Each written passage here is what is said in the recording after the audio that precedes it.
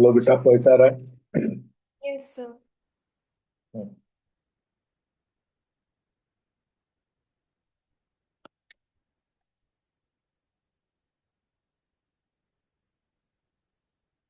पिछली क्लास में हम लोग फोर्सेस देख रहे थे ना। हमने हाँ। इक्विलिब्रियम वगैरह देखा था।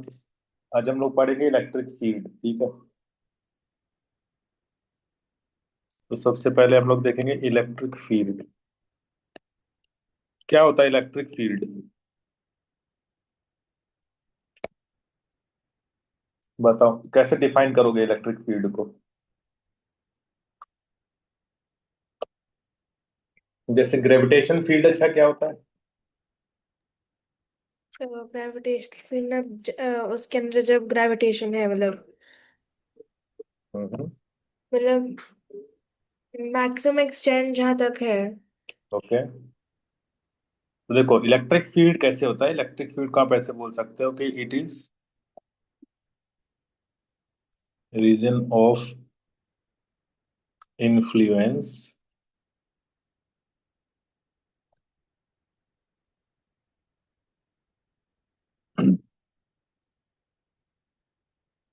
Created by charge where where charge can apply charge can apply force on other charge। मतलब एक चार्ज का एक ऐसा रीजन जिसके अंदर अगर कोई दूसरा चार्ज रखें तो वो उस पे क्या हो, एक फोर्स अप्लाई करे, मतलब उसको एक फोर्स फील होना चाहिए, तो that is known as electric field. तो यहाँ पे अब हम इलेक्ट्रिक फील्ड के लिए यूज करते हैं electric field intensity. Electric field intensity. तो अब इलेक्ट्रिक फील्ड इंटेंसिटी कैसे डिफाइन होता है? इलेक्ट्रिक फील्ड इंटेंसिटी डिफाइन होता है कि फोर्स पर यूनिट चार्ज। अब एक्चुअल में क्या होता है कि यहाँ पे जो यूनिट चार्ज है इतना छोटा है, tends to zero. Tends to zero मतलब हमने इसको इसलिए लिया है जो तुम्हारा ये क्यू नॉट रहता है उसको छोटा इसलिए ले, क्योंकि मैं अगर किसी दूसरे चार्ज का इलेक्ट्रिक फील्ड निकालना चाह रहा हूँ तो यहाँ पे जो टेस्ट चार्ज हमने लिया है इसको मैं टेस्ट चार्ज बोलता हूँ। तो इस टेस्ट चार्ज का अपना कोई इलेक्ट्रिक फील्ड नहीं होना चाहिए, तभी मैं इस चार्ज का इलेक्ट्रिक फील्ड किसी पर्टिकुलर जगह पे निकाल सकता हूँ। तो मैं बोल रहा हूँ कि भाई आप सीधे डायरेक्ट ऐसे भी लिख सकते हो, E is equal to F upon q naught. Q naught is a test charge. और ऑलवेज रिमेम्बर, टेस्ट चार्ज हमेशा पॉजिटिव कंसीडर करते हैं हम लोग। हम लोग टेस्ट चार्ज को कैसा लेते हैं? पॉजिटिव लेते हैं, it is very small, very small. हाँ। ठीक है। अब बात आती है कि हमको निकालना है जैसे चीजें, तो मैंने कहा मान लो सबसे पहला अब हम यहाँ पे एक चीज सीखने वाले हैं। पहले तो मैं इसका कुछ ये सब चीजें सीख लेते हैं कि भाई यूनिट क्या होता है। हम्म। तो बोले यूनिट फोर्स का होता है न्यूटन पर कूलम। ठीक है। हाँ। शॉर्ट फॉर्म में लिख देते हैं न्यूटन पर कूलम। ठीक है। इसका हाँ। हम आगे एक चीज और भी पढ़ेंगे। हम पोटेंशियल पढ़ेंगे जब, तो पोटेंशियल और इसमें रिलेशन देखेंगे तो हमको एक रिलेशन और आएगा, एक यूनिट आएगा हमारा वोल्ट पर मीटर। वोल्ट पर मीटर, ठीक है। ये जब हम्म। भी आएगा आगे वोल्ट पर मीटर भी आगे आप पढ़ोगे, जहां पे आप इलेक्ट्रिक फील्ड और पोटेंशियल में जब रिलेशन की बात करेंगे तब। तो सबसे पहले अब हम कुछ चीजें निकालना सीखते हैं। जैसे मैं आपसे सबसे पहले पूछा, हम लोग देखेंगे कि इलेक्ट्रिक फील्ड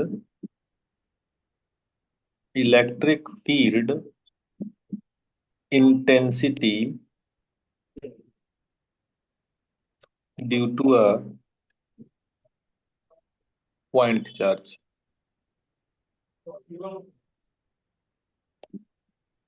अब मान सपोज मेरे पास यहाँ पर एक पॉइंट चार्ज है क्यू, ठीक है, हम्म। और मुझे यहाँ से कुछ आर लोकेशन पर इस चार्ज का फील्ड इंटेंसिटी पता करना है। तो मैं क्या करूंगा, यहाँ पर एक टेस्ट चार्ज रख दूंगा क्यू नॉट, ठीक है। हाँ। क्यू नॉट में फोर्स अगर अभी निकालूंगा तो आप बोलेंगे कि सर क्यू की वजह से जो क्यू नॉट पे फोर्स आएगा एफ, वो आएगा आपका k q q naught upon r square and r. R cap उसके डायरेक्शन को रिप्रेजेंट कर रहा है, ठीक है, हम्म। वो तो तुमको पता भी है। अब अगर आपको इलेक्ट्रिक फील्ड निकालना है तो आप बोलेंगे सर इलेक्ट्रिक फील्ड तो होता है फोर्स अपॉन चार्ज। तो फोर्स हमारा हो जाएगा k q q naught upon r square, and upon में अगर मैं यूनिट पॉजिटिव चार्ज से इसको डिवाइड करूंगा तो मुझे किसी एक पर्टिकुलर पॉइंट पर field intensity due to a point charge निकल के आएगी मेरी k q upon r square. R cap just direction vector है। तो मेरे को यहाँ पे एक चीज समझ में आ रही है कि जो इलेक्ट्रिक फील्ड है inversely proportional to r square है। समझे? हाँ। अब जैसे यहाँ पे कुछ चीजें मैं आपको सिखाऊं, यहाँ पे जैसे हमने पॉजिटिव चार्ज लिया, अगर मान लो मैं यहीं पर एक माइनस क्यू चार्ज लेता, तो माइनस क्यू जब चार्ज लेता तो वेक्टर तो मेरा आर वेक्टर तो यही रहता। बट यहाँ पर क्या हो जाता, क्योंकि क्यू नॉट हमारा पॉजिटिव है तो उस पे जो फोर्स आता वो इस डायरेक्शन में आता। तो यहाँ पे जब आप इलेक्ट्रिक फील्ड लिखते तो बस वो आ जाता माइनस का k q upon r square r cap, हाँ। क्योंकि वहां पे डायरेक्शन जो है अपोजिट हो जाता उसका, है ना।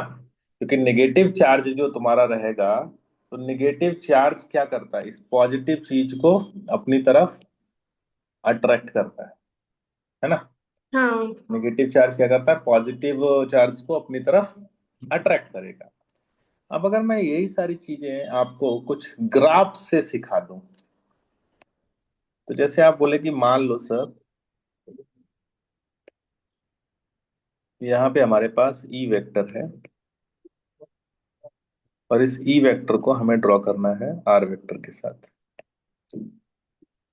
आप बोले कि यहाँ पे आपने चार्ज रख दिया, अगर ये पॉजिटिव चार्ज है, this is positive Q charge, तो ऑब्वियस सी बात है ऐसा चार्ज बनेगा। हम्म। और ये आपका आर वेक्टर है, तो इस साइड आपका ऐसा इधर बन जाएगा। क्यों निगेटिव क्यों आ गया ये, क्योंकि आर वेक्टर इधर है। अब अगर आप देखेंगे इस जगह पे, जैसे अगर आप इलेक्ट्रिक फील्ड की बात करेंगे तो वो इस डायरेक्शन में ही रहेगा, हाँ। और इस जगह देखेंगे तो वो अपोजिट चला गया ना, एक तरह से, है ना। हाँ। तो वो अपोजिट चला गया तो निगेटिव हो गया। जैसे आप ध्यान से देखें, मैं यहाँ पे आपको सिखाता हूँ, ये प्लस क्यू है, तो आपने बोला कि आर वेक्टर आपका ये हो गया, this is the r vector. आप बोले यहाँ पे मान लो अगर मुझे निकालना है तो इस जगह पर जो इलेक्ट्रिक फील्ड होगा वो आएगा k q upon r square r cap. But इस जगह पे जो इलेक्ट्रिक फील्ड हो जाएगा वो हो जाएगा k q upon r square, और यहाँ हो जाएगा बट माइनस आर कैप, क्योंकि वो opposite to the radius vector हो गया, है ना। इस लोकेशन पे वेक्टर ई इधर आ गया और आर वेक्टर आपका ये है। समझे या नहीं? हाँ, समझ गई। हम्म, आर वेक्टर आपका ये है। अब अगर मैं यही सेम चीज जो भी मैंने यहाँ पे ड्रॉ की है, अगर मैं निगेटिव चार्ज के लिए ड्रॉ कर दूं, मैंने कहा यहाँ पे माइनस का क्यू रख दिया, ई वेक्टर है, आर कैप है। तो इधर ऐसा बनता है ये ग्राफ, इधर ऐसा, क्योंकि यहाँ पे नेगेटिव में चलता ना। भाई इसके लिए क्या रहेगा, इसके लिए जो इलेक्ट्रिक फील्ड का फॉर्मूला था वो था E vector is equal to minus का k q by r square and r cap. But यहाँ पे जो इलेक्ट्रिक फील्ड का फॉर्मूला था वो था k q by r square r cap. अगर आप इस साइड जाएंगे बेटा तो आर कैप पॉजिटिव रहेगा, तो इलेक्ट्रिक फील्ड कैसा हो जाएगा, नेगेटिव। लेकिन अगर आप इस साइड आ गए तो आपका आर निगेटिव हो जाएगा। जैसे आर निगेटिव हुआ तो ये प्लस हो जाएगा, तो इलेक्ट्रिक फील्ड कैसा हो जाएगा, पॉजिटिव। समझ पा रहे हो। हाँ।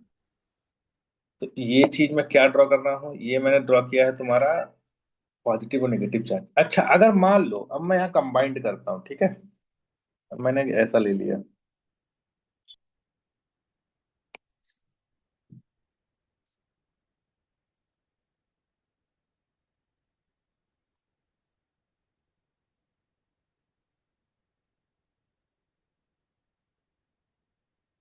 अब देखो, मान लो मैंने यहाँ पे एक प्लस क्यू चार्ज रखा, यहाँ पर भी एक प्लस क्यू चार्ज रखा।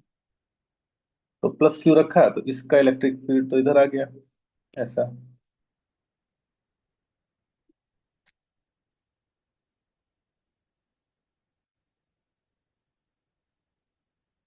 कुछ ऐसा।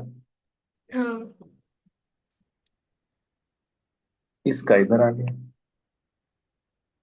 तुम्हें मैंने बताया था, अगर तुम्हें याद हो, कि दोनों अगर सेम नेचर के चार्ज हैं तो equilibrium point in between the charges मिलता है। तो मतलब इन दोनों के बीच में कहीं पर एक पॉइंट होगा, क्योंकि हम्म। जैसे अगर ये Q1 है, ये Q2 है, जहां पर इलेक्ट्रिक फील्ड जीरो होगा, मतलब क्योंकि फोर्स जीरो हो जा रहा है ना, वहां पे नेट फोर्स जीरो है, तो जहां नेट फोर्स जीरो वहां इलेक्ट्रिक फील्ड जीरो हो जाएगा। तो ये हम्म। ग्राफ फिर ऐसा बनेगा आपका।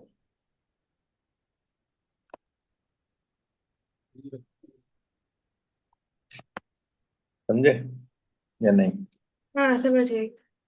ऐसा बनेगा फिर ये ग्राफ तुम्हारा। और ये वाला जो पॉइंट आएगा आपका, ये पॉइंट होता है न्यूट्रल पॉइंट।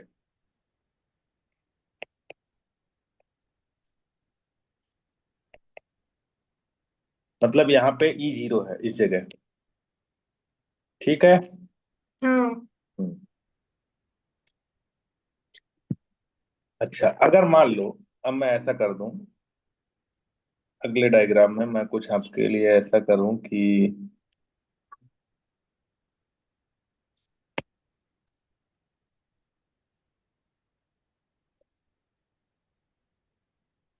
मैं चार्ज एक पॉजिटिव कर दूं एक निगेटिव। मैंने कहा ये पॉजिटिव चार्ज है Q1, और ये नेगेटिव चार्ज है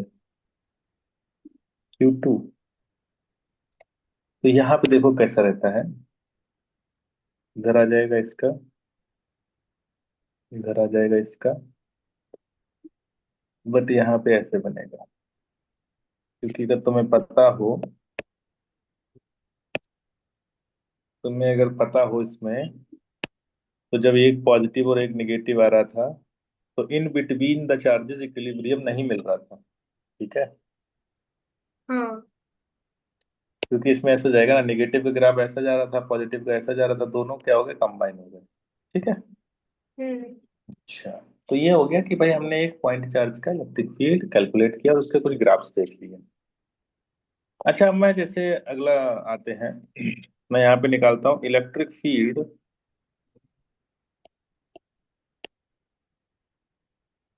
ड्यू टू चार्ज्ड रिंग। अब जैसे हमारे पास एक रिंग है, उस दिन जैसे फोर्स निकाला था अगर तुम्हें याद होगा, तो बस वैसा ही रहेगा यहाँ पे।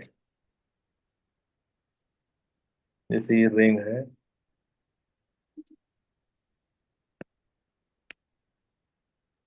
और मान लो इस रिंग के सेंटर से एक्स डिस्टेंस पर आपको इलेक्ट्रिक फील्ड निकालना है, और इसका रेडियस जो है कैपिटल आर है। तो आप क्या करेंगे, एक एलिमेंट लेंगे यहाँ पे, dx। डी क्यू, है ना। फिर dq। आप, हाँ, फिर आपने यहाँ पर उसकी डी क्यू की वजह से under the root d r निकालेंगे, डीई। अब डीई आप जानते हैं, एक स्मॉल चार्ज की वजह से होता था k q upon r square, तो याद रखो K D Q upon R. अब आर स्क्वायर की जगह क्या रहेगा, ये distance, root are square plus x square. और उसका स्क्वायर करोगे तो R square plus x square ही बचेगा। हम्म। अब इसमें आपको वही समझना था फिर से, कि भाई अगर यहाँ पे एंगल थीटा है, तो क्योंकि ये वेक्टर होता है तो हम डायरेक्ट ऐसे इंटीग्रेट नहीं कर सकते, हमें कंपोनेंट से ब्रेक करना पड़ेगा। ये एंगल थीटा है तो इधर मिलेगा D E cos theta and D E sine theta. फिर से भाई तुम्हें याद हो तो डी साइन थीटा वाले जीरो हो जा रहे थे ड्यू टू सिमेट्री। हाँ। तो आप बोलेंगे कि भाई integration D E sine theta जो है वो जीरो हो जाएगा क्लोज साइकिल में, ठीक है। हम्म। तो हमारे पास जो भी ई नेट बचेगा वो केवल कॉस कंपोनेंट बचेगा। हाँ। अब आप बोले अच्छा कॉस कंपोनेंट बचेगा, तो फिर ई नेट सर कितना है, तो ई नेट हो जाएगा, अब डी ई की जगह रख दूंगा मैं k D Q upon r square plus, और कॉस थीटा की जगह मैं रख सकता हूँ x upon under root are square plus x square, ठीक है। हाँ। तो बेटा अगर आप देख पा रहे होंगे तो इसमें कुछ चीजें कांस्टेंट है, जैसे के और एक्स कांस्टेंट है गिवन फिगर में, और x square plus are square की पावर 3/2 भी कांस्टेंट है, और इंटीग्रेशन में केवल बचेगा डी क्यू। और अगर आप इंटीग्रेशन डी क्यू लिख लेंगे तो आपको टोटल चार्ज क्यू मिल जाएगा ना, अगर इस रिंग पे टोटल चार्ज क्यू है, तब आप बोलेंगे कि मतलब electric field due to a ring on the axis will be is equal to K capital Q x upon x square plus are square की पावर 3/2।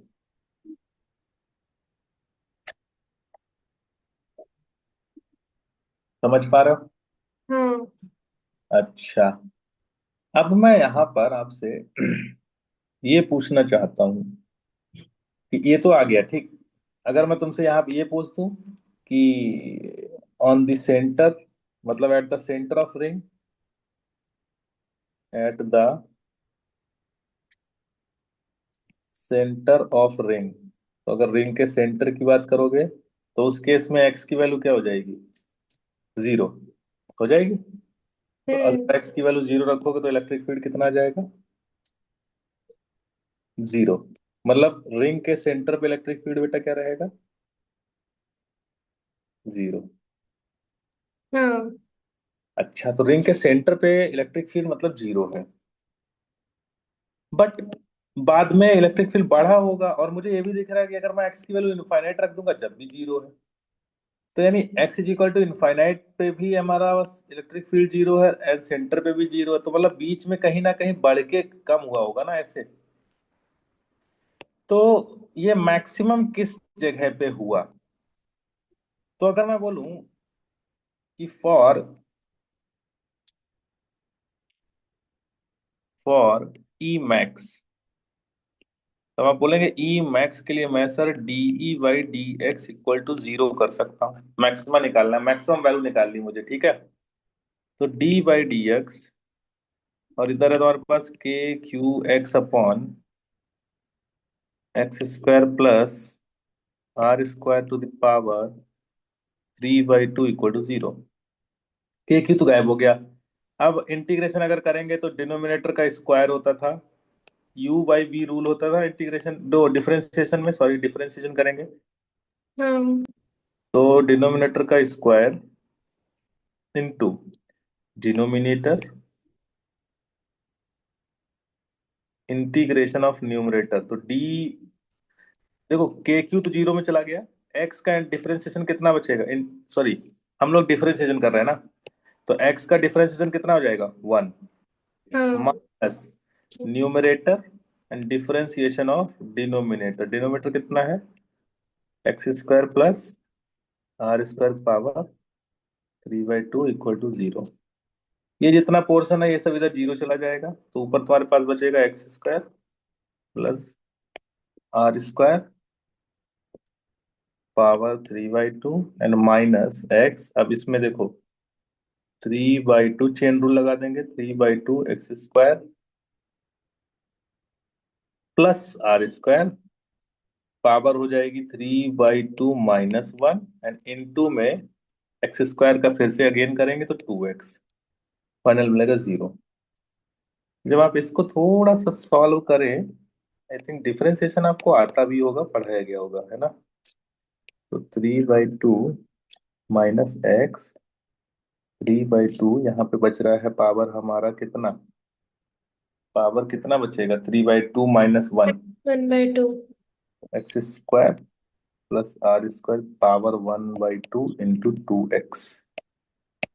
तो -1 होगा ना? क्यों -1/2? 3/2 यानी 1.5 -1 तो 0.5 हाँ बचेगा। हाँ हाँ। अब अगर मैं ध्यान से देखूं तो ये हाफ पावर यहाँ से हाफ पावर उड़ा देगा और यहाँ पे 1 पावर बचेगा, क्योंकि ये 1.5 है ना, तो हाफ तो चला गया, तो केवल 1 बचा। मतलब मेरे पास यहाँ कितना बच रहा है? X square plus are square and minus में मेरे पास बच रहा है, ये 2 से 2 कैंसिल आउट हो गया, माइनस में मेरे पास बच रहा है 3x स्क्वायर इक्वल टू 0। तो आर स्क्वायर मेरे पास आ रहा है 2x स्क्वायर इक्वल टू 0। तो x की वैल्यू मेरे पास आ रही है r/√2। कितनी आ रही है? x/√2। और प्लस माइनस दोनों, r/√2 आ रहा है। r/√2 इसका क्या मतलब है? इसका मतलब ये है कि अगर यहाँ पे आपके पास रिंग है, ऐसे अगर आपके पास रिंग है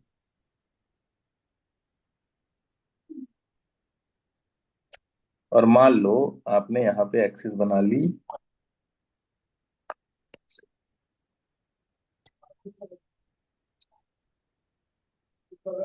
और मान लो ये ऐसे, तो सेंटर पे तो electric field 0, but x is equal to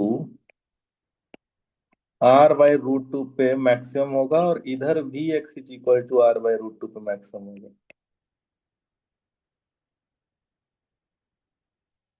और ये ग्राफ ऐसा कुछ बनेगा।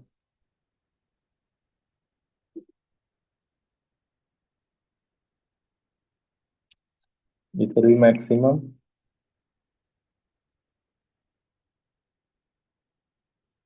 समझ गया हो गया आई थिंक। हाँ तो मतलब यहाँ पे हमको ये बताया जा रहा है कि रिंग का जो इलेक्ट्रिक फील्ड होता है वो सेंटर पे तो 0 है, बट जैसे जैसे सेंटर से आगे बढ़ेंगे तो इलेक्ट्रिक फील्ड कंटिन्यूअस बढ़ेगा बढ़ेगा बढ़ेगा, and x is equal to r/√2 पे इलेक्ट्रिक फील्ड मैक्सिमम होता है, और उसके बाद धीरे धीरे धीरे धीरे क्या होने लगता है? डिक्रीज होने लगेगा। ठीक है, हाँ तो आई थिंक इतना तुम समझ गए होगे। हाँ, समझ में आ गया। बढ़िया।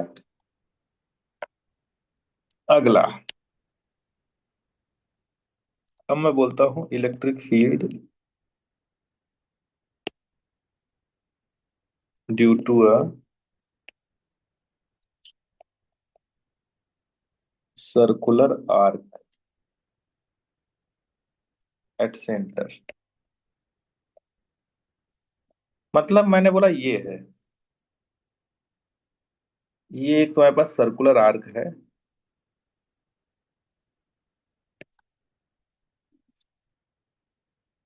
और ये प्लस पॉजिटिव चार्ज है।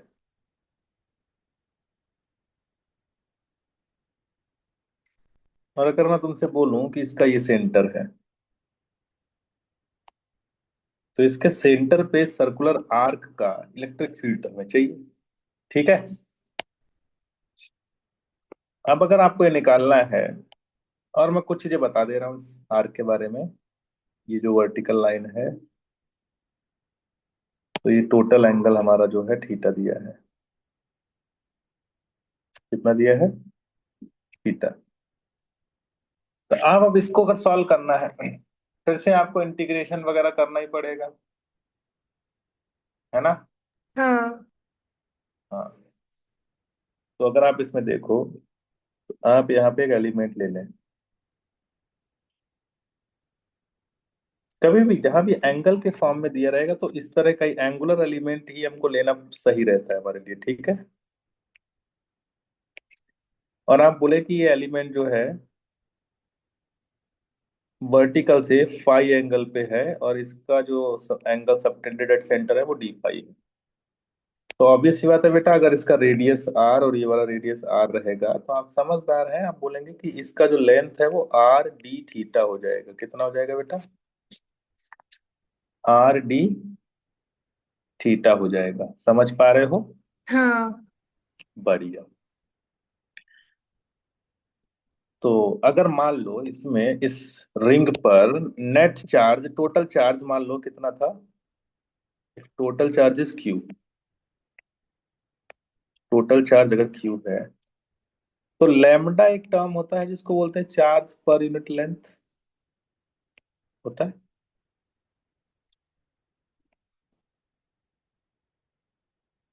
तो चार्ज है क्यू। अब अगर टोटल लेंथ अभी निकालना पड़ेगा मुझे, तो मैं बोल सकता हूँ कि अगर ये वाला टोटल लेंथ मुझे निकालना है, तो रेडियस आर है और एंगल थीटा है, तो पता है आर थीटा होता था, याद है, आर का लेंथ। हाँ, आर थीटा। तो यहाँ पे आर इंटू थीटा आ जाएगा। अच्छा। तो हमें पता चल रहा है कि इसका लैम्डा इतना है। बोले बढ़िया बात है, अगर इतना भाई लैम्डा है इसका। आगे अब हम क्या करें इसमें। मैंने कहा अगर यूनिट लेंथ पे चार्ज इतना है तो आर डी थीटा पे, मतलब ये जो डी क्यू चार्ज तुमने यहाँ पे लिया है, तो वो डी क्यू चार्ज कितना हो जाएगा। तो तुम बोले डी क्यू जाएगा sir lambda into r into d phi. Actually phi लिया है हमने यहाँ पे, डी थीटा नहीं लिखना चाहिए हमें। बढ़िया। बहुत बढ़िया।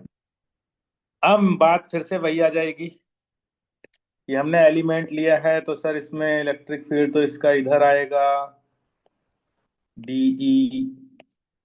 फिर से वही बात आ जाएगी कि सर अब तो हमारे पास इसमें ये फाई है, तो इसके दो कंपोनेंट आ जाएंगे, एक तो DE cos phi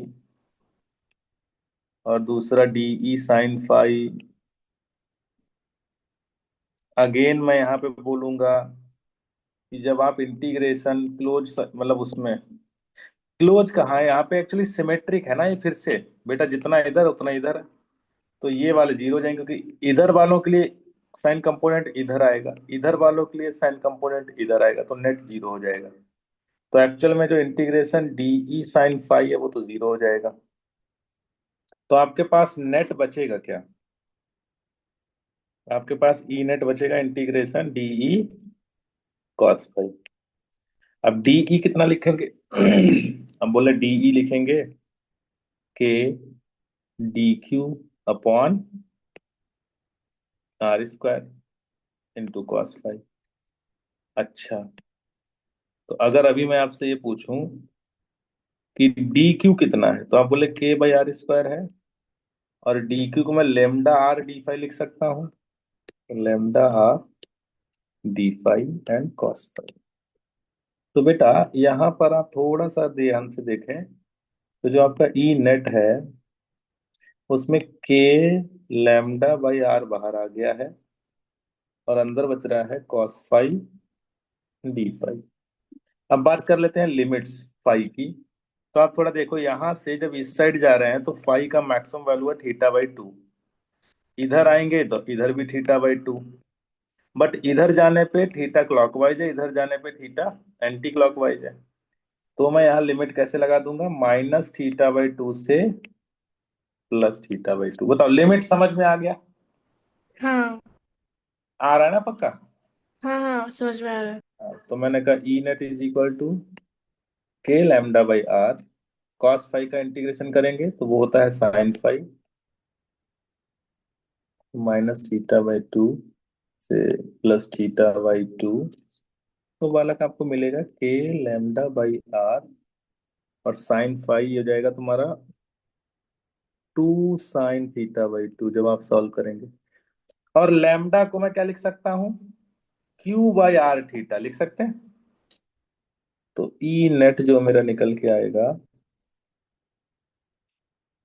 KQ/R² × θ and 2 sin θ/2। तो इसको और अच्छे से या मतलब थोड़ा सा ऐसा फॉर्म में लिख लेते हैं जिससे हमें याद रहे। तो बेटा ये होता है E net = KQ/R² sin θ/2 upon θ/2। मतलब ये वाला 2 में नीचे ले आया, ठीक है। तो मुझे याद करने में हेल्प रहेगा। अब अगर आपको ये फार्मूला पता है, रिंग मतलब सर्कुलर आर्क का ये वाला अगर आपको फार्मूला पता है, तो आप जो क्वेश्चंस रहेंगे उनको आप इजीली थोड़ा सा तोड़ पाएंगे और सॉल्व कर पाएंगे, है ना। हाँ। जैसे मान क्वेश्चन दे तुम्हें, क्या? एक क्वेश्चन दो तुम्हें। हाँ। चलो, तो ये क्वेश्चन ये है तुम्हारा। ऐसे बनाते हैं,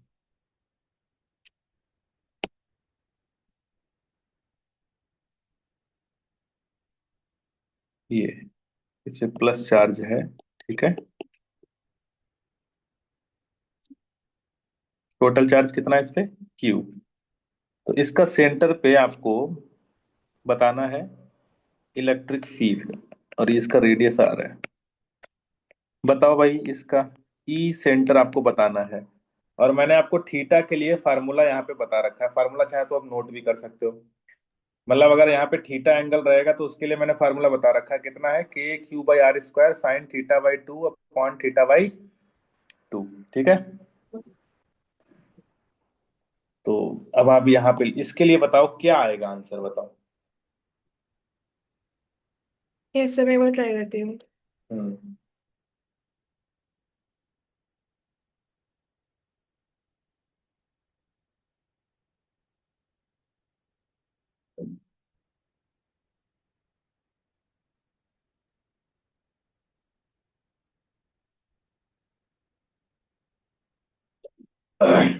यहाँ पे बताओ थीटा का वैल्यू कितना हो जाएगा इस केस के लिए?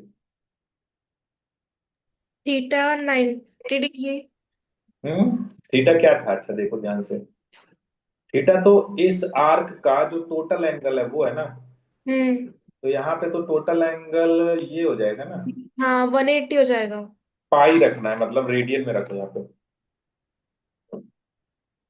तो कितना आएगा? तो यहाँ पे आ जाएगा। तो एक सेकेंड।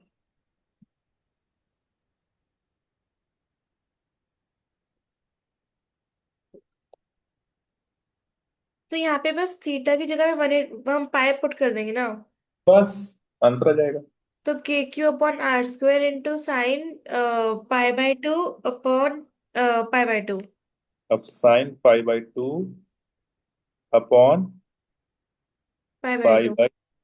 अब साइन π/2 कितना होता है? साइन π/2 1। 1। तो ई सी जो आ जाएगा वो तुम्हारा क्या आ जाएगा? टू ये आ जाएगा ए 2 क्यू अपॉन R²। π/r²। बस। हाँ। अच्छा, इसमें देखो एक चीज मैं तुम्हें और बताऊं। ये जो डायरेक्शन आई है, ये तुम देखोगे तो ये वर्टिकल जो लाइन बाइसेक्ट कर रही है उसके अलोंग आया है ना इलेक्ट्रिक फील्ड। हाँ। ये वाले तो कैंसिल आउट हो गए। तो यहाँ हम्म। पे पॉइंट रहेगा वो यही रहेगा कि डायरेक्शन ऑफ इलेक्ट्रिक फील्ड। फिर एक और क्वेश्चन देते हैं, मैंने बोला direction of electric field will be along the angle bisector, ठीक है। हाँ। अब मैं जैसे क्वेश्चन देता हूं तुझे, दूसरा दो। हाँ। मैंने कहा इधर एक्स एक्सिस है, इधर वाई एक्सिस है, ठीक है। हाँ। और ये मेरे पास एक आर्क है, तो तुम समझ गए होगे कि किस तरह की आर्क है ये। और ये प्लस चार्ज है।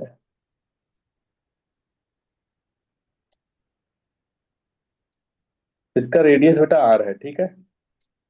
हाँ। तो ये इसका सेंटर है, सी। तो तुम्हें इसके सेंटर पर इलेक्ट्रिक फील्ड का एक्स कंपोनेंट और बाई कंपोनेंट दोनों बताने हैं। निकाल पाओगे? कोशिश करोगे? हाँ, मैं एक बार ट्राई करती हूँ। फार्मूला मैंने ऊपर फिर से तुम्हारे लिए लिख रखा हाँ, है। करो।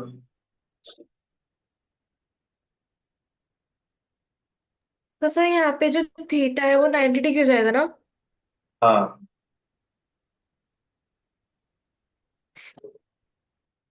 तो इसका जो ई वो होगा, मतलब इसका जो वो होगा सी, मतलब एट सी पे हाँ। वो इसका हो जाएगा k³/r² इंटू sin 9, मतलब साइन वही पाई/2 ही होगा, मतलब पाई बाई 4 हो 9। जाएगा। हाँ, पाई/4, सॉरी, पाई/4 अपॉन पाई/4।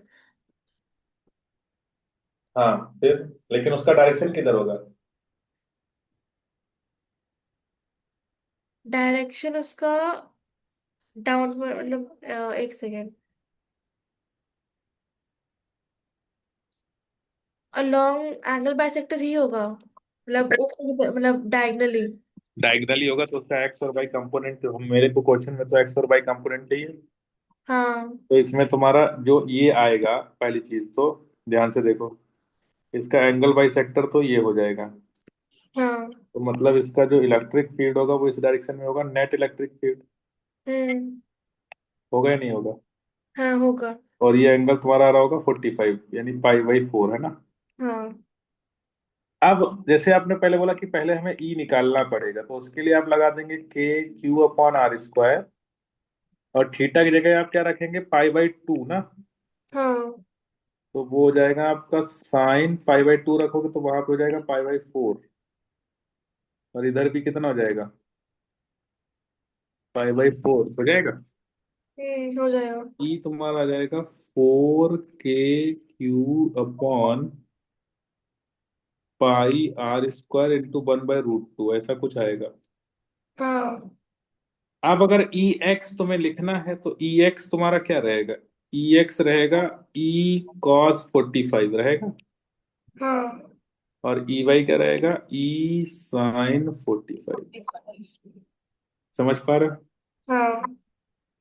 तो अब यहाँ पे तुम जब बोलोगे तो ये तुम्हारा आ जाएगा 4k³/पाई r² इंटू 1/√2।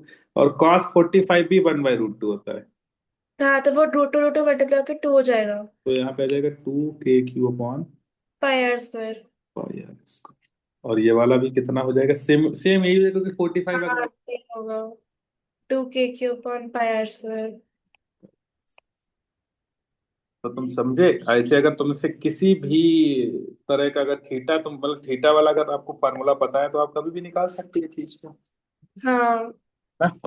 किसी भी तरह के, मतलब सर्कुलर अगर वो आर्क है तो आप फटाक से आंसर ला सकते हैं उसके लिए, ठीक है। बोलो, समझ गए? हाँ। बढ़िया बात है। एक आगे और बढ़ते हैं।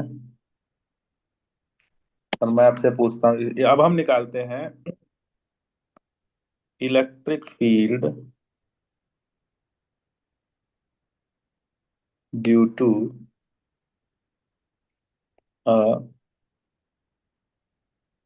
Finite long charge. मतलब मैंने कहा यहाँ पर एक चार्ज दे रखा है मैंने, प्लस प्लस चार्ज है। और इसके किसी भी पॉइंट से जो परपेंडिकुलर डिस्टेंस है एक्स, यहाँ पे एक पॉइंट है p, and you have to find out the electric field at point p. और कुछ हाँ। चीजें आपको दे दे रहा हूँ। जैसे आपको ये वाला एंगल दे रखा है इन्होंने, बीटा। और यहाँ पे ऊपर जो एंगल दे रखा है वो क्या दे रखा है? अल्फा। ठीक है बेटा। हम्म। तो बोले कि भाई हमें पी पॉइंट पे फील्ड निकालना है, पी पॉइंट पर इलेक्ट्रिक फील्ड की वैल्यू चाहिए, समझे। तो अब आपने क्या किया, फिर से इस केस में आपको एलिमेंट लेना पड़ेगा। तो आप बोले कि देखो हमने एक काम करते हैं, ऐसे थीटा पे एक डी थीटा एलिमेंट ले लिया, स्मॉल एलिमेंट, डिफरेंशियल एलिमेंट, ठीक है, जो कि यहां से बाई डिस्टेंस पे है, उसका थिकनेस खुद का कितना है बेटा, डी बाई, बढ़िया। और इस रॉड का charge per unit length lambda आपको क्वेश्चन में दे रखा है। अब थोड़ा देखो, तो इस पर्टिकुलर पी पे इसकी वजह से जो फोर्स होगा, मतलब इलेक्ट्रिक फील्ड होगा, वो डीई ऐसा कुछ होगा बेटा। बट अगेन फिर से यहाँ पर भी कि भाई हमको वो लेने पड़ेंगे कंपोनेंट। तो यहाँ पे आपको एक तो आ जाएगा ये वाला एंगल थीटा, एक आ जाएगा डीई कॉस थीटा, एंड एक आ जाएगा डीई साइन थीटा। अच्छी बात है, बट सबसे पहले मुझे डी भी तो निकालना पड़ेगा। तो डी मेरा हो जाएगा के इंटू डी क्यू अपॉन, बेटा यहां से लेकर के यहां तक का अगर मुझे डिस्टेंस लिखना है, ये एक्स है, ये बाई है, तो ये कितना हो जाएगा, ये वाला under root x square plus by square, बोलो। हाँ। तो यहाँ पे मैं लिख दूं सीधे कि x square plus by square,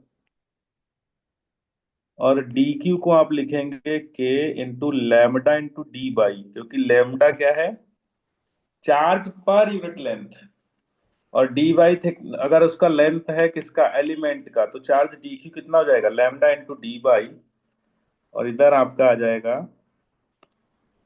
x square plus y square. अच्छा, अब थोड़ा समझना ध्यान से, ठीक है। तो जैसे अगर मैं बात करूंगा यहाँ पर कि परपेंडिकुलर कंपोनेंट, परपेंडिकुलर कंपोनेंट, बेटा परपेंडिकुलर कंपोनेंट का मतलब ये है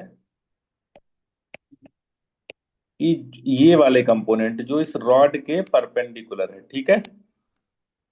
तो आपका ई परपेंडिकुलर का मतलब क्या हो जाएगा, कि जितना भी डी ई कॉस थीटा है आप उसको पूरा ऐसे लिख दें, इंटीग्रेट हाँ। कर। फिर आप बोले डीई को मैं ऐसे लिखूंगा, k lambda d y upon x square plus y square into, ये हो जाएगा कॉस थीटा। ध्यान से समझना, ठीक है।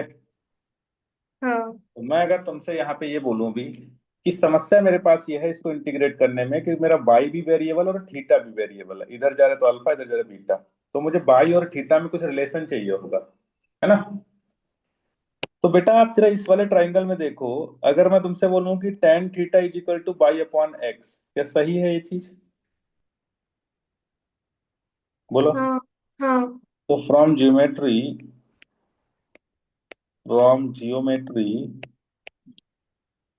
You can write tan theta is equal two by upon x, मतलब तुम बाई को एक्स tan थीटा लिख सकते हो।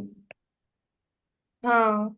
तो डी वाई को क्या तुम x sec square theta into d theta नहीं लिख सकते हो, इसको डिफरेंशिएट कर सकते हो, उतना मिलेगा। हाँ।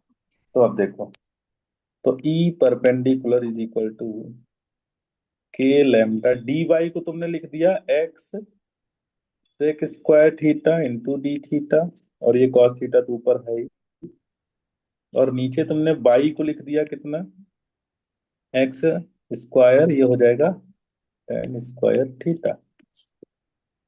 तो ई परपेंडिकुलर इज इक्वल टू, देखो ध्यान से, के लैम्डा एक्स, यहाँ पे है तुम्हारे पास sec square theta D theta, ये कॉस थीटा को भी तुम वन अपॉन सेक थीटा लिख सकते हो। हाँ। और नीचे देखना, एक्स स्क्वायर अगर बाहर ले लोगे तो one plus ten square theta बचेगा, which is equal to sec square theta. Hmm. तो फिर इसको ऐसा ही लिखा रहने तो, कॉस को उसको चेंज मत करो। तो थोड़ा देखो, sec square theta cancel out हो गया, एक एक्स से एक एक्स कैंसिल आउट हो गया, ठीक है। हाँ। ई परपेंडिकुलर निकल के आ गया मेरा के लैम्डा अपॉन एक्स, और इंटीग्रेशन के अंदर केबल और केबल बचा cos theta into d theta. अब अगर मैं यहाँ पे आपसे बोलता हूँ कि थीटा का आपको लिमिट रखना है, तो थीटा का अगर लिमिट के बारे में बात करने वाले हैं, तो बेटा इधर आपको अल्फा मिल रहा है और इधर आपको बीटा मिल रहा है, लेकिन फिर से वही है कि दोनों में एक क्लॉकवाइज है, दूसरा एंटी क्लॉकवाइज है। तो आप लिमिट रखेंगे माइनस बीटा से अल्फा, बोलो रखेंगे या नहीं? हाँ, रख सकते हैं। तो आप अब इसको सॉल्व करेंगे तो ई परपेंडिकुलर कंपोनेंट मिलेगा which is equal to E लैम K lambda upon X, cos theta का इंटीग्रेशन होता है साइन थीटा, और साइन थीटा में आप लिमिट रखेंगे तो साइन अल्फा माइनस और साइन माइनस बीटा, माइनस बाहर आ जाएगा तो यहाँ पे बचेगा साइन बीटा। तो एक्चुअल में this is the perpendicular component. अभी पैरेलल वाला निकालना बाकी है। मतलब ऐसा है कि अगर आपके पास इस तरह से एक चार्ज रहेगा और उससे परपेंडिकुलर डिस्टेंस एक्स पे अगर आपको ये वाला कंपोनेंट चाहिए, तो आपका ये आएगा। बोलो। अब आप बोलेंगे कौन ये बेटा, अभी हमने कौन सा कंपोनेंट निकाला था? Perpendicular component. अब मैंने बोला रॉड के पैरेलल वाला कंपोनेंट भी निकाल लो। तो पैरेलल कंपोनेंट कौन से रहेंगे? डीई साइन थीटा रहेंगे या नहीं रहेंगे? हम्म। तो चलो अब उसमें आगे बढ़ते हैं। तो आप बोले पैरेलल कंपोनेंट।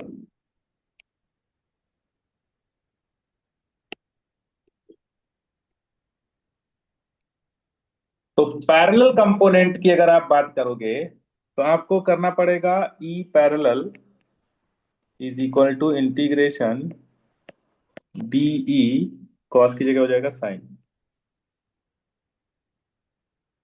डीई तुम देखो, डीई को तुम यहां भी चेंज कर सकते थे, क्योंकि तुम्हें पता है कि डीई हमारा था के लैम्डा, और डी बाई को तुम लिख सकते थे x sec square d theta, sec x sec square theta into d theta. नीचे फिर से वही चीज रहेगी कि एक्स स्क्वायर बाहर आ जाएगा और one plus ten square sec square theta बन जाएगा, तो ये खत्म हो गया। तो एक्चुअल में जो तुम्हारा डीई है उसका डायरेक्ट वैल्यू आप यूज कर सकते हो के lambda upon x into d theta. तो इस वाले केस में मैं वही यूज करने वाला हूँ कि के lambda upon x sine theta D theta. Limits फिर से वही रहेंगी, माइनस बीटा से प्लस अल्फा। तो बोले कि भाई अब इसको इंटीग्रेट करेंगे, तो जिसमें से के लैम्डा अपॉन एक्स बाहर आ गया, साइन का इंटीग्रेशन माइनस कॉस थीटा होता है एंड माइनस बीटा से अल्फा। तो ई पैरेलल अपना आता है निकल के लैम्डा अपॉन एक्स, और यहाँ पे जब आप वैल्यू रखेंगे तो आपको मिलेगा cos beta minus cos alpha. तो अब चीजें समझ लेते हैं थोड़ा सा। कहने का मतलब क्या है, ये क्या चीज निकल के आया? देखो, जैसे मतलब यहाँ पर अगर आपके पास ये रॉड है, इसमें आपके पास मैंने प्लस प्लस प्लस, फिर अभी इस पे कुछ क्वेश्चंस करेंगे, प्लस प्लस प्लस कर रखा है, और यहां से अगर एक्स डिस्टेंस पे, और एक्स क्या है? X is the perpendicular distance from rod to the point. तो ये अगर एक्स डिस्टेंस पे कोई एक पॉइंट पी है सच दैट ये एंगल बीटा है और ये एंगल अल्फा है, तो इस जगह पे जो भी इलेक्ट्रिक फील्ड होता है उसके दो कंपोनेंट आते हैं, एक ई परपेंडिकुलर एंड दूसरा ई पैरेलल, ठीक है। हम्म। आपके पास ई परपेंडिकुलर भी है जो कि अभी आपने ऊपर निकाला था, के lambda upon x sign beta plus sine alpha, and आपके पास ई पैरेलल भी है, के lambda upon X cos beta minus cos alpha. तो अगर अभी आपको ई निकालना होगा कभी भी नेट, तो आप हाँ। फटाक से निकाल सकते हैं। हाँ। ई अपना हो जाएगा दोनों का वेक्टर सम, यानी under root e perpendicular square plus e parallel square. बोलो बेटा। हाँ। ऐसा हो जाएगा ना। हम्म। तो आपको क्या करना है, इस तरह के फिगर के लिए ये आपको दोनों फार्मूले याद रखने हैं, समझे। हाँ। जैसे क्वेश्चन इसमें देते हैं तुम्हें, पहला जैसे क्वेश्चन लेते हैं, बोले यहाँ पे एक रॉड है जिसका लैम्डा आपको दिया है,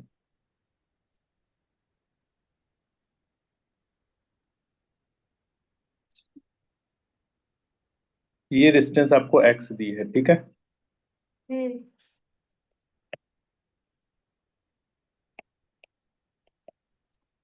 और बोला ये एंगल 45 डिग्री है और ये एंगल 30 डिग्री है। तो अगर अब मैं तुमसे ये पूछूं कि पी पॉइंट पे इलेक्ट्रिक फील्ड कितना होगा, तो आप इन दो फार्मूलों की हेल्प से चीजें इसको सॉल्व कर सकते हो, है ना। हाँ। फार्मूला तुम्हें लिखना है, लिख सकते हो, क्वेश्चन करने से पहले फार्मूला को लिख सकते हो अपने साइड में कहीं भी, लिखना है। हम्म। एक बार लिखो, खाली फार्मूला लिख लो। यस सर, एक मिनट।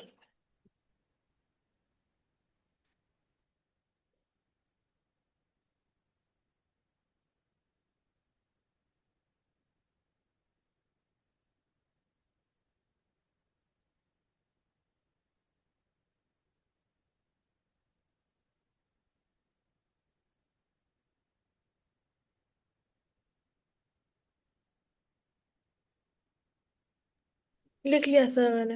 अब आप ये वाला क्वेश्चन का आंसर बताओ, आपको नेट बताना है। आप इसका बताओ, एक मैं और लिख, एक मैं क्वेश्चन और यहाँ पे ड्रॉ करना हूँ तब तक।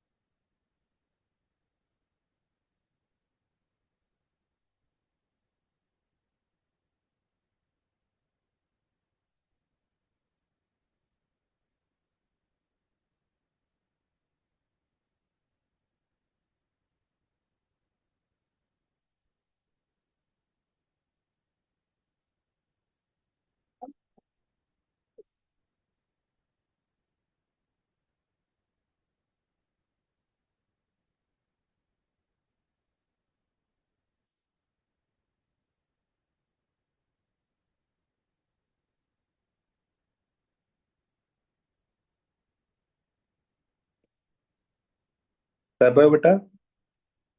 हाँ सर, एक मिनट बस हो गया। दोनों कोशिश करना, पहला वाला करो फिर दूसरा करो।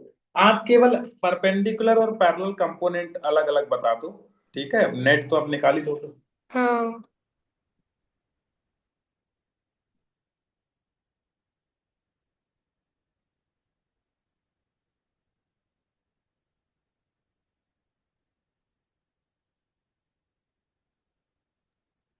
सर, फर्स्ट वाले का जो परपेंडिकुलर वेक्टर है ना, वो होगा के लैम्डा बाय एक्स, और ब्रैकेट्स में 2 + √2/2√2।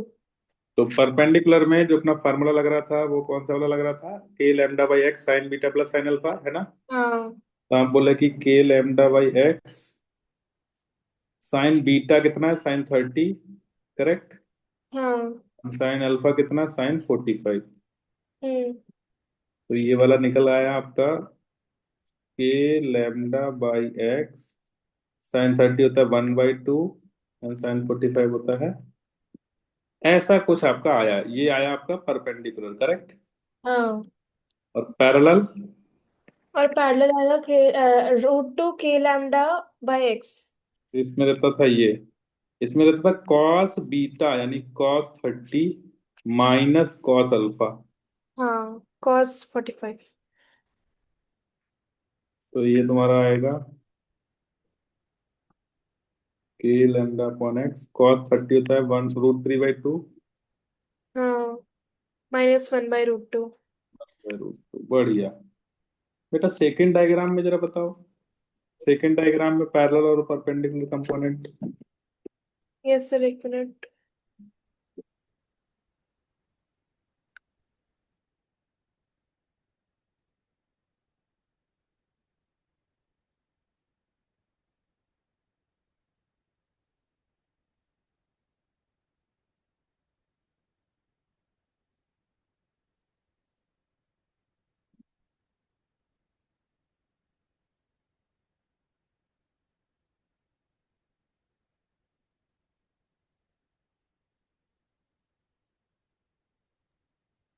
सर जो परपेंडिकुलर वेक्टर होगा के लैम्डा बाय एक्स, ब्रैकेट्स में आएगा साइन 60 प्लस साइन 240। तो इसमें मैं तुमसे ये पूछता हूँ कि अल्फा और बीटा का वैल्यू क्या लिया तुमने? अल्फा का वैल्यू 60 और बीटा की वैल्यू 240। 240। मतलब पूरा वो 360, अच्छा वो 360, एक सेकेंड रुको, एक सेकेंड। 360 कहाँ, ये 30 और 30 है ना। हाँ लेकिन जो बीटा की वैल्यू वो नीचे आएगी ना, तो फिर नीचे आएगी तो फिर वो ऐड करना पड़ेगा ना पूरा ऊपर। देखो मतलब यहाँ से है ना, तो वो एक्चुअल में तुम उसको ऐसे ले लो, बीटा की वैल्यू -30 लिख दो बस। क्योंकि तुम्हारे केस में बीटा कितना था, नीचे की तरफ था ना, हाँ इस पॉइंट तक का एंगल। हाँ भी वो क्या हो गया, हॉरिजॉन्टल से इस पॉइंट का एंगल ऊपर की तरफ हो गया, तो उसको सीधे हाँ। 30 लिख दो। और अच्छा, एक्स की वैल्यू डी, मतलब ये डिस्टेंस भी आपको याद है, परपेंडिकुलर लेना पड़ेगा।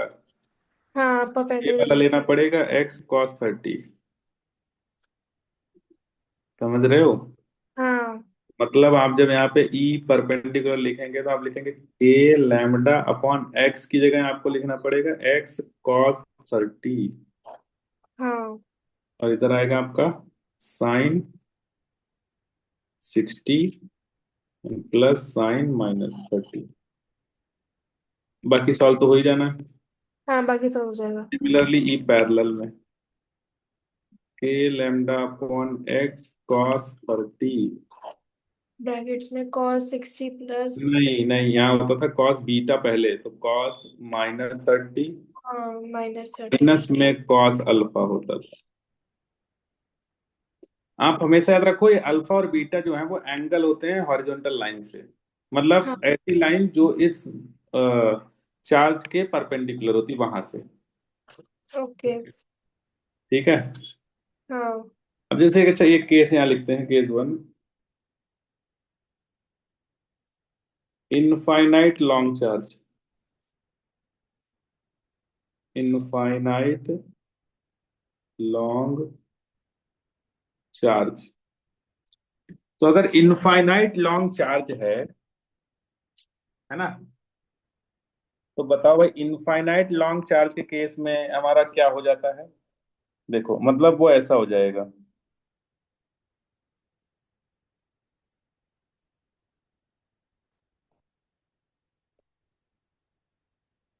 मतलब ये ऐसे इधर इनफाइनाइट तक जा रहा है, इधर भी इनफाइनाइट तक जा रहा हाँ। है।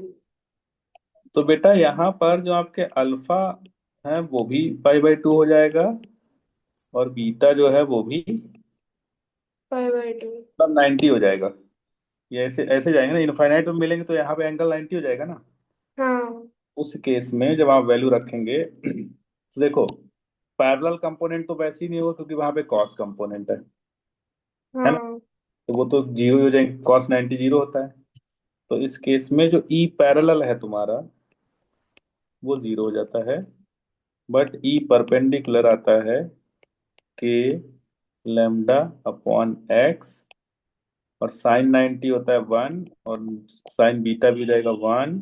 तो ये हो जाएगा 2 के लैम्डा बाई एक्स। समझ पा रहे हो? हाँ। तो इसका एक मीनिंग ये भी है कि अगर इनफाइनाइट वायर है, इनफाइनाइट चार्ज पार्टिकल है, तो उससे जो इलेक्ट्रिक फील्ड होता है वो इस तरह से, उसका अगर इलेक्ट्रिक फील्ड लाइंस आप बनाओगे ना तो वो ऐसी बनेंगी, मतलब वर्टिकल में नहीं रहेगा ऐसे। ओके।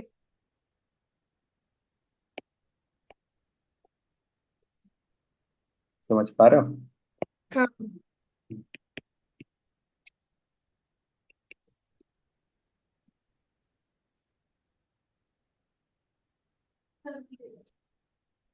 तो जब भी मतलब किसी भी पर्टिकुलर पॉइंट पे आप देखेंगे तो इलेक्ट्रिक फील्ड ऐसा रहेगा। ठीक है, सही है। Yes sir. बहुत बढ़िया।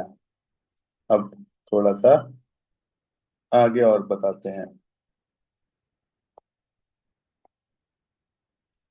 अगर मान लो, अच्छा मैं तुमसे ये पूछता हूँ कि मेरे को प्रूफ करना है electric field due to a charged disc, uniformly charged disc, uniformly charged disc. मतलब अब ऐसा हो गया, वो रिंग की जगह डिस्क ले ली मैंने, इसमें हर जगह चार्ज है।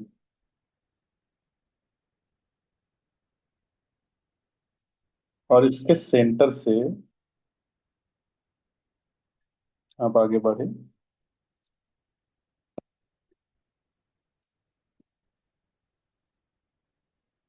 ये रेडियस आर है, ठीक है। और यहाँ पर बेटा हमने आपको क्वेश्चन में दे रखा है सिग्मा। सिग्मा क्या होता है? Charge per unit area, charge per unit area. अब बोले कि हमें इस एक्स पर निकालना है इलेक्ट्रिक फील्ड। बोलो, निकाला है तुमने ये वाला इलेक्ट्रिक फील्ड? तुमने स्कूल में निकाला, पढ़ा, ये टॉपिक पढ़ा तुमने स्कूल, हाँ, इलेक्ट्रिक फील्ड? पढ़ा था। इसका डेरिवेशन किया तुमने? हाँ, स्कूल में कराया था डेरिवेशन। तो क्या था, याद है तुम्हें? भूल गए है ना? हाँ। चलो अभी करते हैं। तो इस केस में अब हम क्या करते हैं, एक एलिमेंट ले लेते हैं, और सबसे सही रिंग एलिमेंट रहेगा मान लिया रिंग। देखना ध्यान, थोड़ा ध्यान से।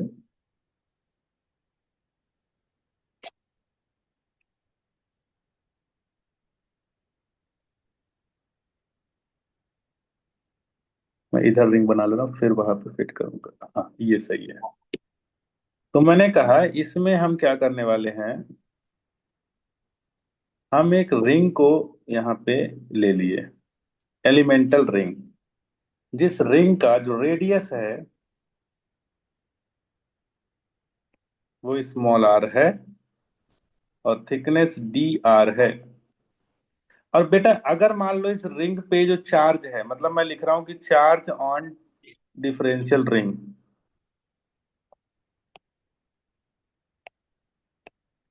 Charge on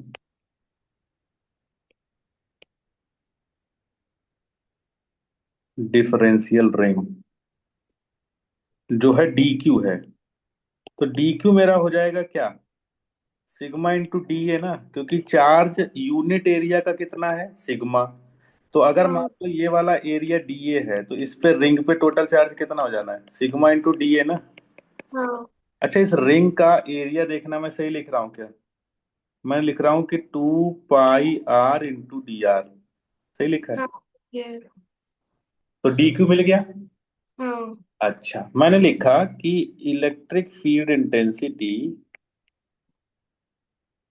electric field intensity due to a differential ring, differential ring. अब देखना, डिफरेंशियल रिंग का इलेक्ट्रिक फील्ड में पहले निकाल चुका हूं, अगर तुम्हें याद हो, हम ऊपर जाए तो रिंग का इलेक्ट्रिक फील्ड हमने यहां निकाला है, आज ही निकाला था, ये देखो, निकाला ना। बस वहां क्यू की जगह डी क्यू है, तो वो कितना हो जाएगा मेरा, के इंटू डी क्यू, करेक्ट। हाँ। अब देखो, अच्छा आपको ये डिस्टेंस पता है बेटा, ये हो जाएगा under root small r square plus x square, होगा। हाँ, हो जाएगा। और ये जो डी क्यू, जो डीई होगा वो इधर होगा, क्योंकि रिंग का इलेक्ट्रिक फील्ड अलोंग एक्सिस होता था, ठीक है। हमने हम्म। पहले ही निकाल चुके हैं वो चीज को। तो हमारा जो डीई हो जाएगा वो हो जाएगा k D q x upon x square plus small r square की पावर 3/2, यही था ना। तो हाँ। मुझे नेट निकालना है, net, net electric field.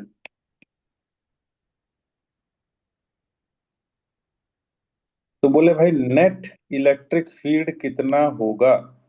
Integration करना पड़ेगा। हाँ तो अब हम करेंगे इंटीग्रेशन। के एक्स डी क्यू को मैं लिखूंगा sigma 2 pi R into D D R. R upon x square plus are square की पावर 3/2।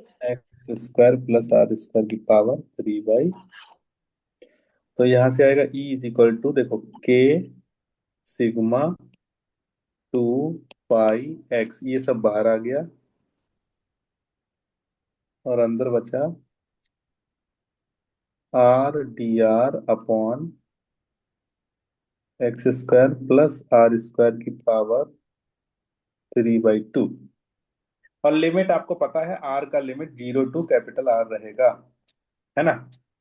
अब हाँ तो हमें इंटीग्रेट करना है, तो इंटीग्रेशन करने के लिए मैं कुछ सब्स्टिट्यूट कर दूंगा, ठीक है। इंटीग्रेशन बाय सब्स्टिट्यूशन मैं यहाँ पे लगाऊंगा। तो मैंने कहा हाँ। Let x square plus small r square is equal to t. अगर इसे डिफरेंशिएट करूंगा तो मुझे मिलेगा कि t 2 r d r is equal to d t. तो हम्म। मतलब आर डी आर को मैं लिख सकता हूँ dt/2। कहने का मतलब यह है कि अगर इस इंटीग्रेशन में मैं इतने पोर्शन को टी बोलता हूं तो इतने पोर्शन को dt/2 बोलना पड़ेगा, है ना। हाँ। तो बोले सर करते हैं। तो हम बोले कि sir k is equal to a sigma 2 pi x. Limits आप चेंज मत करो अभी, ठीक है। लिमिट्स चेंज करने की कोई जरूरत नहीं, हम बाद में उसको चेंज करके ही रखेंगे।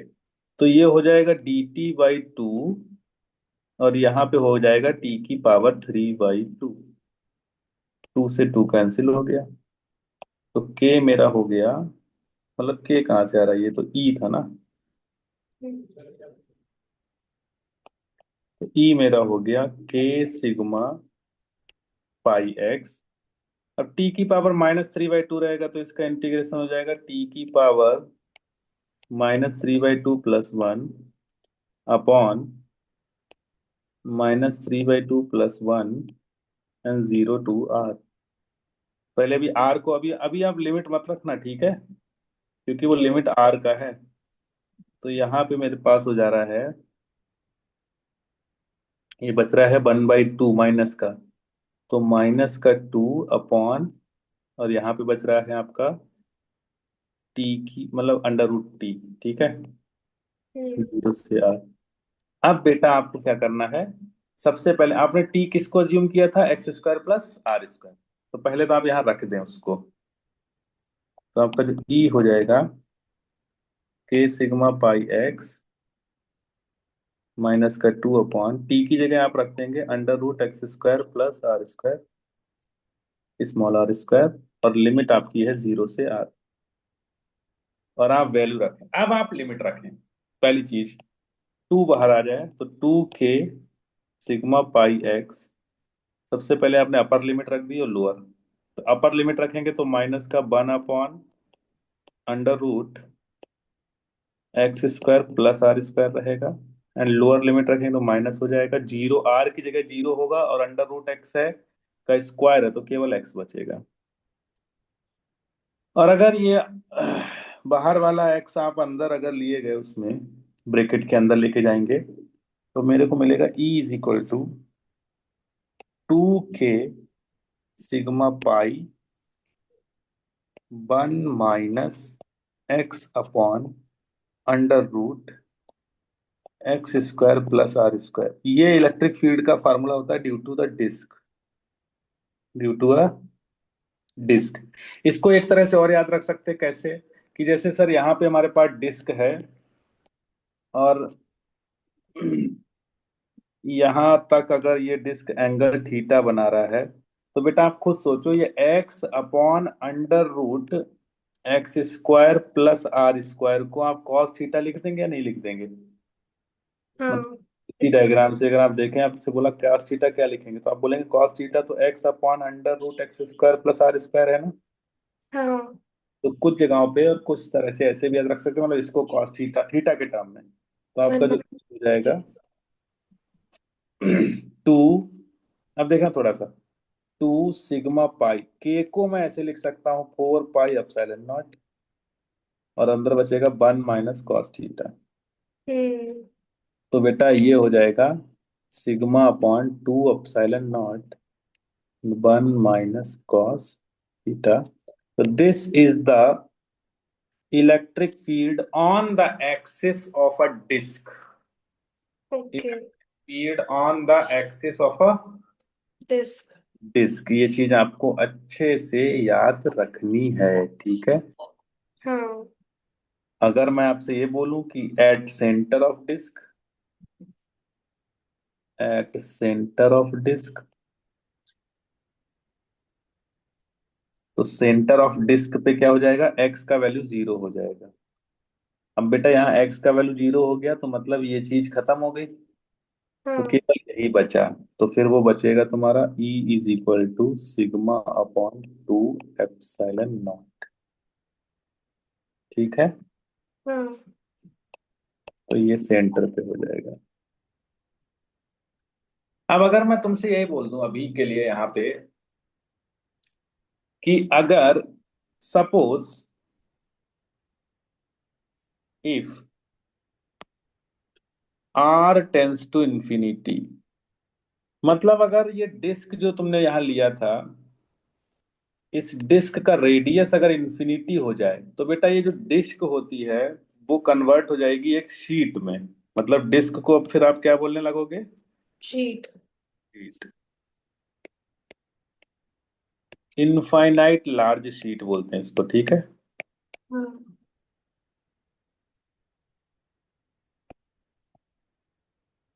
तो हमने तो ये पढ़ा था अभी कि भाई E is equal to sigma upon 2 epsilon naught into 1 - x upon under root x² + r², ऐसा पढ़ा है। हाँ, तो अब यहाँ पे जो x/√r² + x² है, जीरो वो हो जाए, जीरो हो जाएगा। तो मतलब electric field due to a sheet जो आएगा वो sigma upon 2 epsilon naught. 2 epsilon naught आएगा। तो ऐसा कि अगर एक शीट है तुम्हारे पास,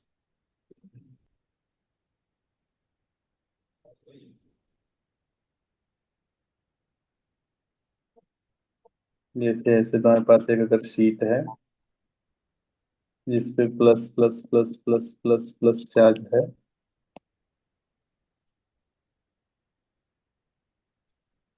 और एक चीज और भी दिख रहा है कि इसका जो इलेक्ट्रिक फील्ड है वो इस पे डिपेंड नहीं कर रहा है, डिस्टेंस पे हर जगह कांस्टेंट है ना। हाँ। इस तरह से इलेक्ट्रिक फील्ड यहाँ से आपको निकलता हुआ बाहर नजर आएगा, जो कि कांस्टेंट रहेगा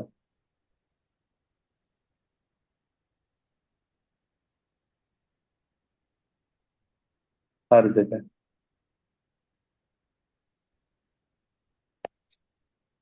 ठीक है। हाँ। और ये जो ई रहेगा वो कितना रहेगा, सिग्मा अपॉन 2 एप्सिलॉन नॉट। बोलो समझ में आया हाँ, या नहीं, समझ में आ गया। पक्का। हाँ। अब अगर मैं तुमसे ये पूछ लूं यहाँ पे कि मान लो यहाँ पे शीट्स है मेरे पास कुछ, इनफाइनाइट लार्ज शीट्स हैं ये,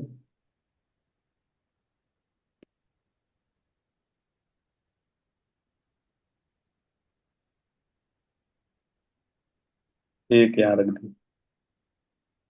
मान लो 2 शीट है, ठीक है। अच्छा, दोनों जो है पॉजिटिव चार्ज हमने ले ली,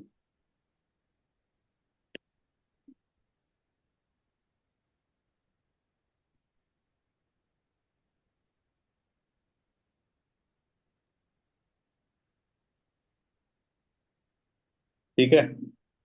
मान लो हम्म। इसका सिग्मा 1 है, इसका सिग्मा 2 है। तो अगर आपको किसी पॉइंट पे in between the sheets electric field निकालना, तो सिग्मा 1 वाले की वजह से इधर जाएगा, sigma 1 upon 2 epsilon not. Hmm. Sigma 2 वाले की वजह से इधर जाएगा, सिग्मा 2 अपॉन एप्सिलॉन नॉट।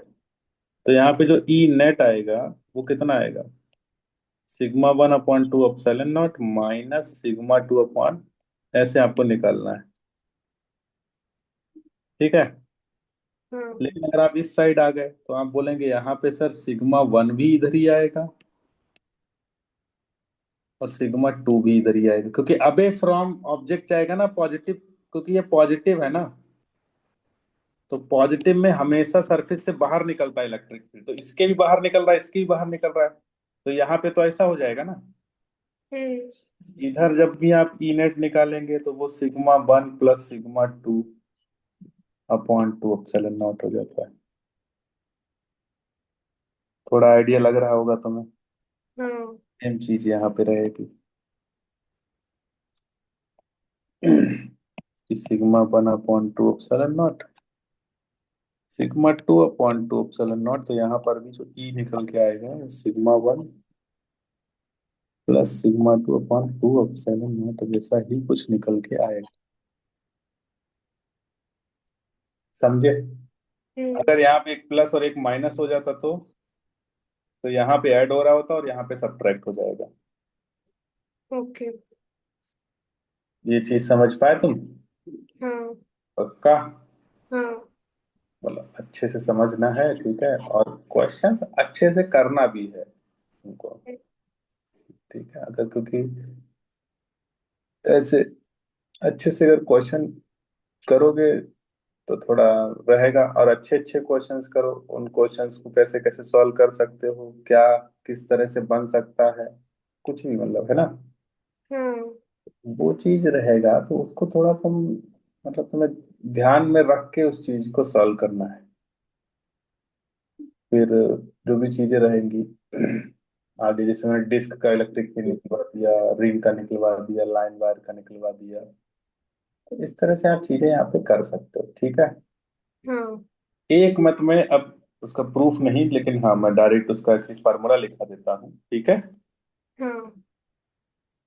फिर अपन लोग नेक्स्ट क्लास करेंगे कि electric field due to a charged cap. देखो कैप का क्या मतलब है, देखना ध्यान से। चार्ज कैप का ये मतलब है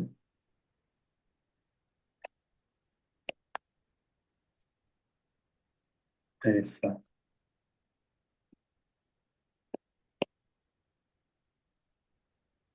समझे हो गया आई थिंक तुम, है ना। यहाँ पे इसमें से प्लस प्लस मतलब ये एक स्फीयर से छोटा सा कैप कट कर लिया। हम्म। इसका सेंटर मान लो यहाँ पे है, दिस इज द सेंटर। ये स्फेरिकल कैप है। तो तुमने बोला ये सब रेडियस दे रखी है मुझे डिस्टेंसेस,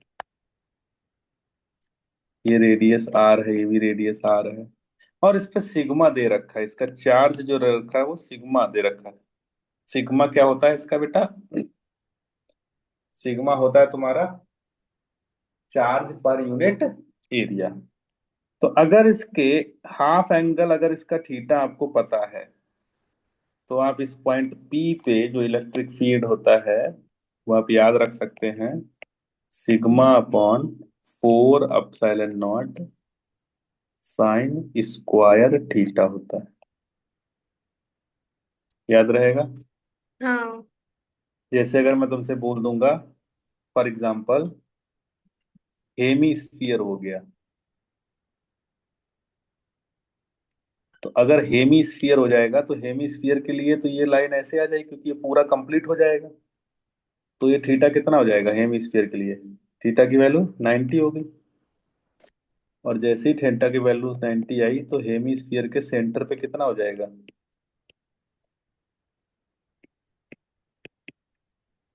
σ/4 ε0 बचेगा। हाँ। तो मतलब ये आप किसी भी पर्टिकुलर थीटा के लिए देख सकते हो।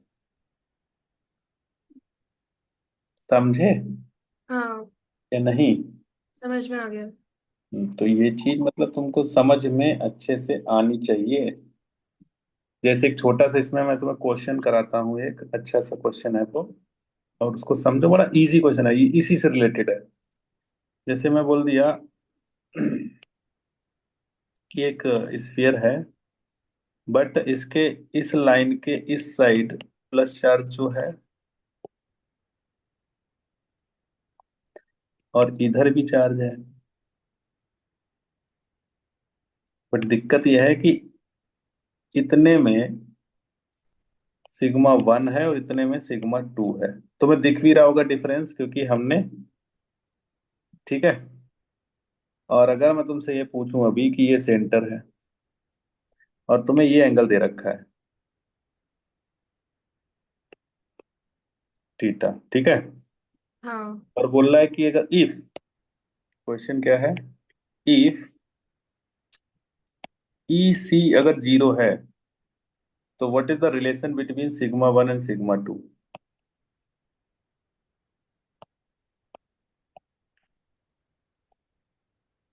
What is the relation between sigma one and sigma two, ये आपको चाहिए है।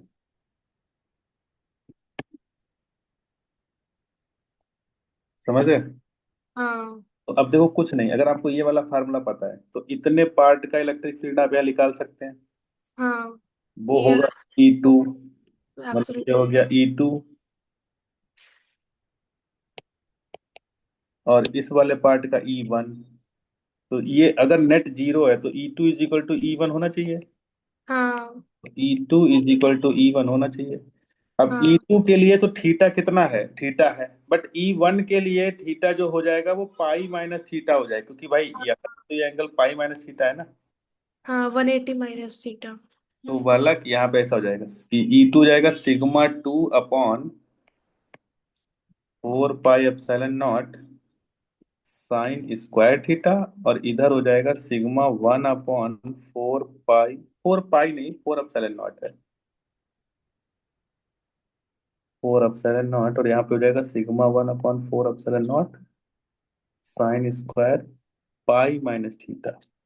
अब तुम्हें पता है कि sine square pi minus theta और साइन स्क्वायर थीटा सेम होता है। तो मतलब यहाँ से आएगा sigma one upon is equal to sigma two, ठीक है। हाँ। तो यहाँ से तुम्हें मिल जाएगा कि भाई सिग्मा वन जो है वो सिग्मा टू के इक्वल है। जब सिग्मा वन और सिग्मा टू दोनों इक्वल होंगे तभी इस पॉइंट पे इलेक्ट्रिक फील्ड जो E1 है और E2 जो नेट होगा वो क्या हो जाएगा तुम्हारा, जीरो हो जाएगा। कितना हो जाएगा बेटा? जीरो। जीरो। एक लास्ट क्वेश्चन आज के लिए। मान लो एक स्फीयर है और यहाँ पर मैं बना देता हूँ,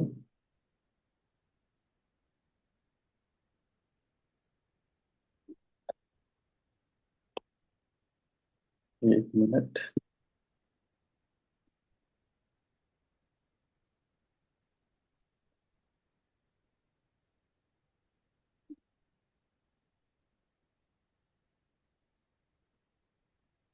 अब देखो,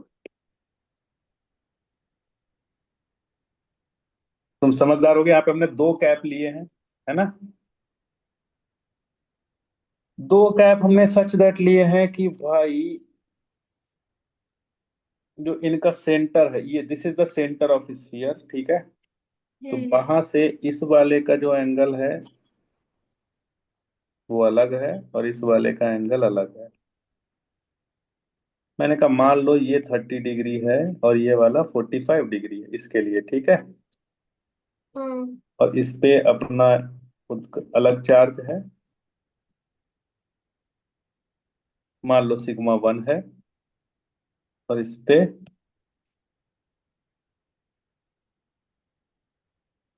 सिग्मा टू है। और मैं ऐसा बोल रहा हूं क्वेश्चन में कि if E at C equal to 0, then find relation between sigma one and sigma two. तो फिर से वही करोगे कि सर ये हो जाएगा E2, E2। ये हो जाएगा E1, दोनों इक्वल होना पड़ेगा जीरो होने के लिए। हाँ। E1 is equal to E2। तो E1 को लिखूंगा सिग्मा अपॉन फोर, E1 को लिखूंगा sigma one upon 4 epsilon not. और उसका हाँ। एंगल है 30 डिग्री, तो तो सिग्मा स्क्वायर 30 डिग्री हाँ, और इधर हो जाएगा बेटा sigma two upon four epsilon not, इसका एंगल है 45 सिग्मा हाँ स्क्वायर। स्क्वायर 45। अब साइन, ये बेटा कितना हो जाएगा तुम्हारा? 16 एप्सिलॉन नॉट अ, मतलब 16 हाँ ये 16। 1/4 आ जाएगा ना, हाँ, तो इधर आएगा 8 एप्सिलॉन नॉट मतलब नीचे वन 8 बाई एप्सिलॉन। टू तो फोर एप्सिलॉन नॉट कैंसिल, ये टू हो गया। तो मुझे लग रहा हाँ आ रहा है sigma one upon sigma two is equal to two. हाँ आ गया। हाँ। तो इस तरह के क्वेश्चंस ऐसे बनते हैं, ठीक है। हम्म। अभी जब तुम नेक्स्ट क्लास में आओगे तो मैं तुम्हें कुछ और इलेक्ट्रिक फील्ड के क्वेश्चंस कराऊंगा, और फिर हम लोग पढ़ेंगे electric field lines and properties of electric field lines, ठीक है। हाँ। उसके बाद मैं तुम्हें पढ़ाऊंगा फ्लक्स, ठीक ओके। है। समझ गए ना? हाँ तो आज के लिए इतना, बाकी नेक्स्ट क्लास में करते हैं। और उसमें मैं तुमको ये चीज पढ़ाऊंगा, कल करेंगे नेक्स्ट क्लास, ठीक है, फ्राइडे को। हाँ। चलो ठीक है बेटा, good night, take care. Bye sir, thank you sir.